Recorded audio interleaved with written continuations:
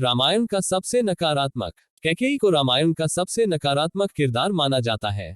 सामान्य तौर पर यही धारणा विद्यमान है कि कैकेयी की वजह से ही श्री राम को अपने परिवार से दूर जाना पड़ा। कैकेयी के ही कारण भगवान राम को 14 वर्षों का कष्टप्रद वनवास झेलना पड़ा और साथ ही जिस राजपाट पर उनका अधिकार था उसे भी उन्हें खोना पड़ा। त्याग। निश्चित तौर पर यह सब कैकेयी के ही कारण हुआ, लेकिन इसके पीछे कैकेयी का लालच नहीं बल्कि उसका त्याग था। आपको यह बात जरूर हैरान कर रही होगी कि त्याग कैसा। तो इससे संबंधित एक पौराणिक कथा हम आपको सुनाते हैं जो ये बताएगी कि आखिर क्यों कैकेयी, जो भगवान राम को अपने पुत्रों से भी ज्यादा प्रेम करती थी, वह क्यों उन्हें वनवास देने के लिए कैसे राजी हो गई। रामायण। हम जब से रामायण पढ़ते और इससे संबंधित कहानियां या कथाएं सुनते आए हैं, उनके अनुसार कैकेयी के ही कारण माता सीता को अपने विवाहित जीवन का आनंद प्राप्त नहीं हुआ, बल्कि इसकी जगह उन्हें वन की यातना सहन करनी पड़ी और रावण के महल में एक कैदी की भांति रहना पड़ा। कैकेयी और दशरथ। राजा दशरथ जब भी कभी युद्ध पर जाते थे, अपनी सबसे छोटी पत्नी कैकेयी को साथ ले जाते थे। इसका कारण ये था कि कैकेयी युद्ध कला जानती थी, वह अस्त्र शस्त्र और रथ चलाने में निपुण थी। जब राजा दशरथ बाली के साथ युद्ध करने आए तब भी कैकेयी उनके साथ थी। बाली को वरदान। बाली को यह वरदान प्राप्त था कि जो भी शत्रु उसके सामने आकर युद्ध करेगा, उसकी आधी शक्ति बाली को प्राप्त हो जाएगी। महाराज दशरथ के साथ भी यही हुआ, परिणाम स्वरूप उन्हें हार का मुख देखना पड़ा।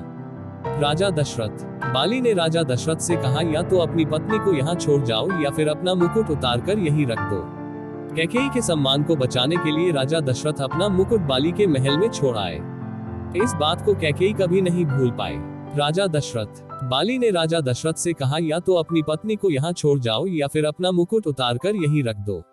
कैकेयी के सम्मान को बचाने के लिए राजा दशरथ अपना मुकुट बाली के महल में छोड़ आए। इस बात को कैकेयी कभी नहीं भूल पाए। राजतिलक। जब राजतिलक का समय आया, तब कैकेयी और दशरथ ने फिर एक बार इस बात पर चर्चा की कि कैसे उस मुकुट को वापस लेकर आया जाए। तब उन्होंने भगवान राम को राजतिलक के बदले वनवास सौंप दिया और उनसे कहा, बाली से वह मुकुट जरूर लेकर आना। राम और बाली का युद्ध। जब राम और बाली का युद्ध हुआ, तब बाली को भगवान राम से मात मिली। भगवान राम ने उन्हें अपना परिचय दिया और उस मुकुट के विषय में पूछा। तब बाली ने उन्हें बताया कि रावण उनके महल से वह मुकुट लेकर भाग गया है। बाली ने कहा कि उनके पुत्र को भगवान राम अपनी शरण में ले ले, वह उन्हें मुकुट वापस ला कर देगा। अंगद। बाली का पुत्र अंगद श्री राम की सेना में शामिल हो गया और भगवान राम का दूत बनकर रावण की सभा में पहुंचा। वहां उन्होंने अपने पांव जमा दिए और सभा में बैठे लोगों को अपना पैर हिलाकर दिखाने की चुनौती दी। अंगद की चुनौती। सभा में बैठा कोई भी व्यक्ति अंगद की इस चुनौती को पूरा नहीं कर पाया। जैसे ही रावण अंगद का पैर उठाने के लिए झुका, उसका मुकुट गिर गया।